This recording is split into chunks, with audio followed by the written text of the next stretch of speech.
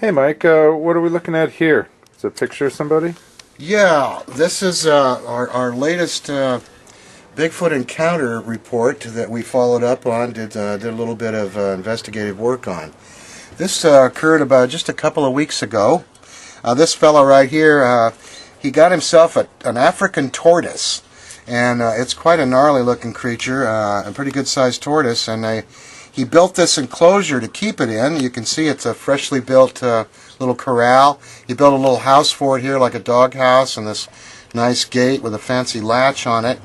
And he was there, well, let me say first, it was about a Wednesday evening before that he had heard some really strange screams in the middle of the night in this particular area, and other people in that area heard them as well, because we've interviewed a few people who've talked about the screams.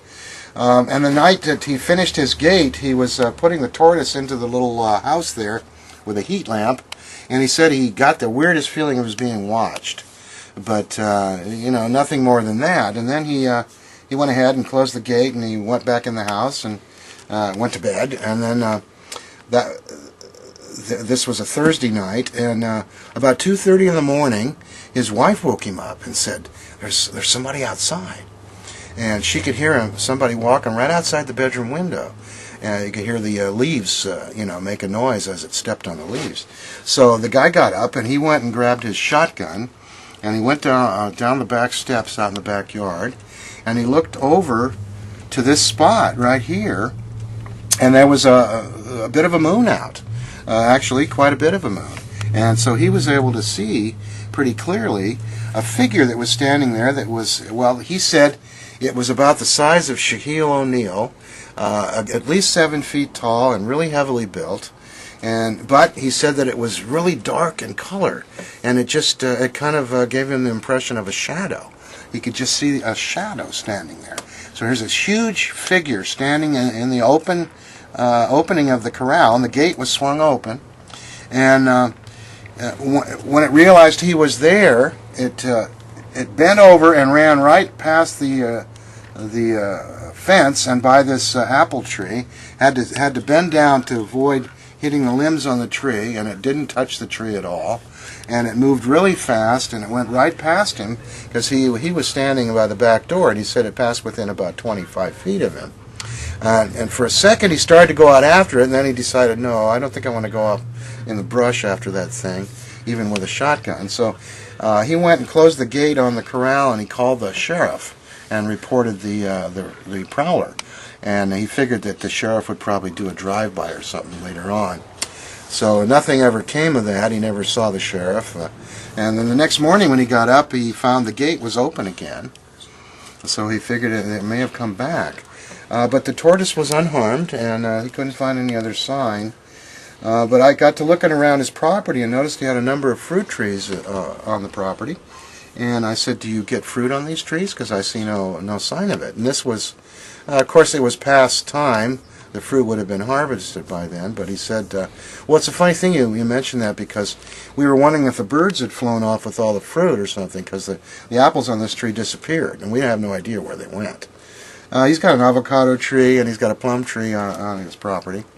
Now, this is the view from his backyard, and the creature ran off in this direction. And behind the house and up on this ridge right up here is a railroad right-of-way, and it's the old Southern Pacific Railroad, and that happens to be the end of the railroad track. It ends right above his backyard. And this property over here to the left, this big sandy area, is a watershed. And it's all fenced and marked no trespassing. And only a few people go in there from time to time, usually just the kids from the neighborhood who might ride their horses up in there and stuff. And they're trespassing when they do it, but there's really nobody there to pay attention most of the time. So it's a hell of a nice spot for a Bigfoot to hang out. So Ralph and I got our equipment out, and most of this equipment Ralph's gathered. He's got a really nice digital recorder that records 360 degrees, and he's got a shotgun recorder also that you can point and turn it up and down, and so you can isolate where a sound is coming from using this device.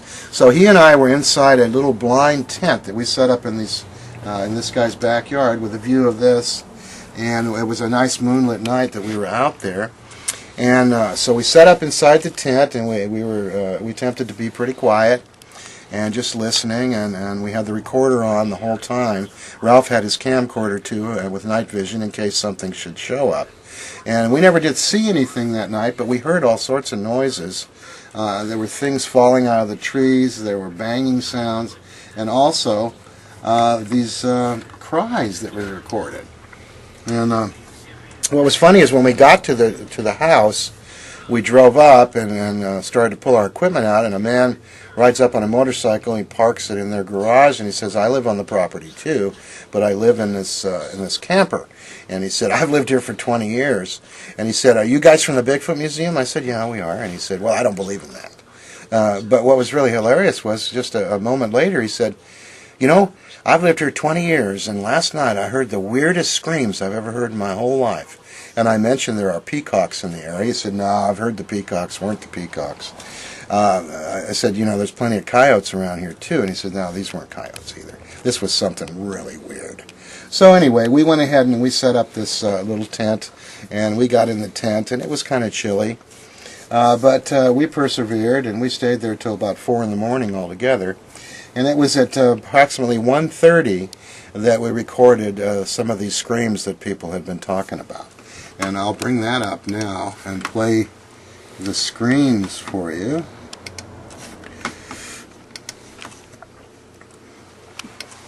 Okay. Now that little humming sound is the sound of the man's refrigerator. That little squeak was the sound of my shotgun mic, because apparently it would get feedback sometimes. And there's going to be several screams. First of all, you're going to hear kind of a long call or two, and then there'll be a bunch of sounds all jumbled together.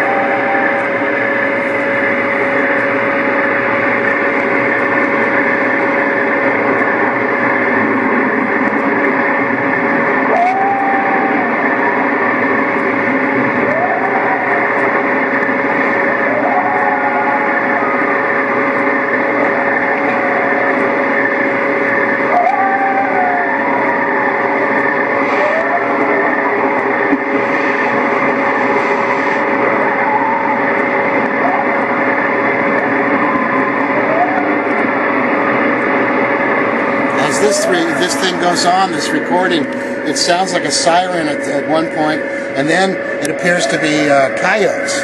And after a while, all you're hearing are coyote-like sounds.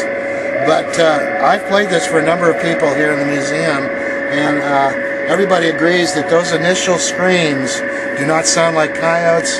And if we had to give a name to an animal that they sound like, that we're familiar with, it would have to be a human being.